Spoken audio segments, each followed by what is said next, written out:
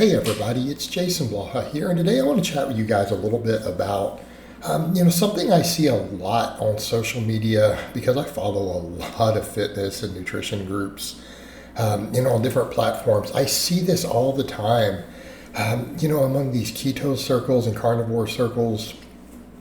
And I want to be clear, I don't even follow any of their pages. This stuff literally gets into my feed without me joining any groups or following any pages that even promote these things. I see these people make the most insane claims, and even some fitness people on some of my friends list. I've seen them share stuff to where it's like, they'll say, we used to believe that saturated fat and salt were the enemy, but now we know, the scientists, we know that these are the things that you need most in your diet. Really? Where did they come up with that? Because they don't know that. No one claims that in the scientific community. Or they'll say things like, it's been shown the more plant-based that we eat, the sicker and sicker we seem to be getting as a society. What? I'll address that one in a minute.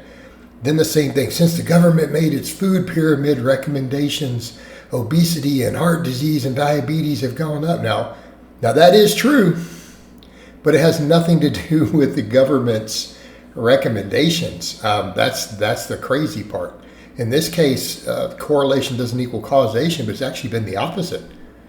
So because people don't follow any of it. But let's come over to that other point. What doctors and researchers are telling you that we need saturated fat? Who's telling you this? Other than, a couple of medical doctors who are considered fringe people, no one is telling, the mainstream cardiology is not telling you this. Look at the American Heart Association. Look at the American Atherosclerosis Association. Look at the American Diabetic Association, and look at their position and stance on these things. Every single one of them tell you to limit saturated fat. All of them, without fail. And they've got data to back these recommendations. These are not arbitrary recommendations. We have tons of case studies, metabolic ward data, and epidemiology. Okay, it is shown over and over and over that dietary saturated fat, and again, this is dose dependent, not telling you any amount is poison. The poison is in the dose. Absolutely directly causes insulin resistance. Proven in the metabolic ward repeatedly. Okay?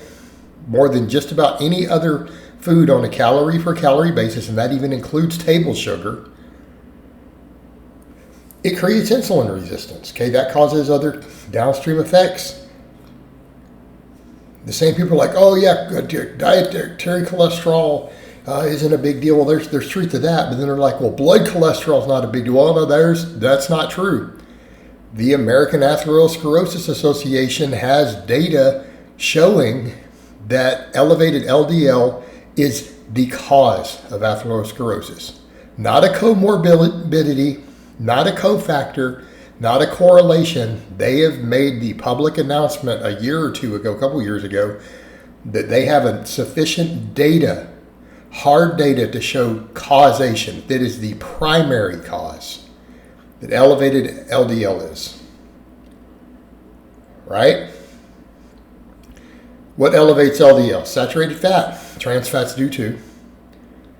Again, in a dose-dependent manner and in the context of individual genetics. All right. Same thing with salt. We know that it's not as simple as salt intake. There's genetics with blood pressure, and we know that sodium to potassium ratios are massive. Absolutely. That the actual ratios are probably more important than total sodium. That is agreed upon. That doesn't mean eat tons of sodium and your blood pressure will be fine. That's not the same thing. It's the ratio. But if you're not eating like 8 grams of potassium, high sodium still becomes a problem. All right. The other stuff. The more plant-based we eat. Americans eat less plant-based now than ever as a demographic. We don't need a plant-based diet. We don't need a whole foods diet either. Our diet is loaded full of saturated fat, refined sugars, and highly processed garbage. Period. That is directly correlated with our obesity and disease. We don't need more plant. We still eat tons of saturated fat. We eat tons of meat. We eat tons of table sugar. As a society. Where are they getting this? What do you mean the people who eat the most plant-based have the lowest diseases as individuals and as demographics? This is observed all over the world. What? Same thing with the food pyramid.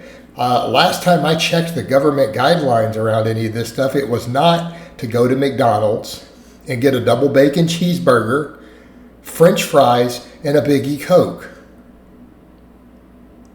The recommendations are whole grains, fruits, and vegetables. Okay? Then behind that, limited amounts of meat, dairy, oils should be kept fairly low. All right?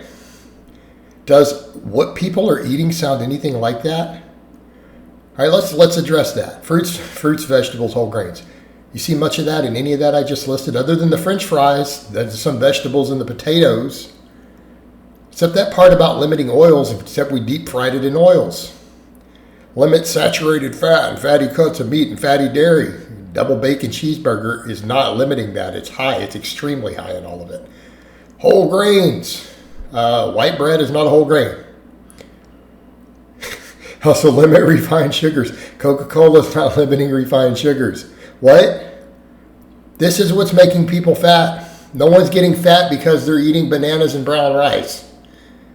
No one's getting diabetes because they're eating bananas and brown rice. Nobody on the face of the earth. No one is getting fat and diabetic because they're following even the food pyramid. That's outdated, not really used anymore. It's still better than the way Americans eat. These people just make this up as they go. As if the government's at fault.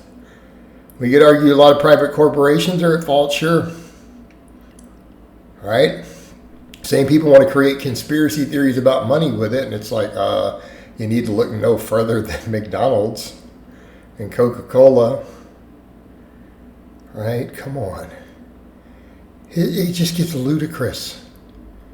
It gets ludicrous. These people are completely detached from reality and facts. All right, guys, but that's really all I have to say on that today. I hope it's been informative, and I'll talk to you guys next time.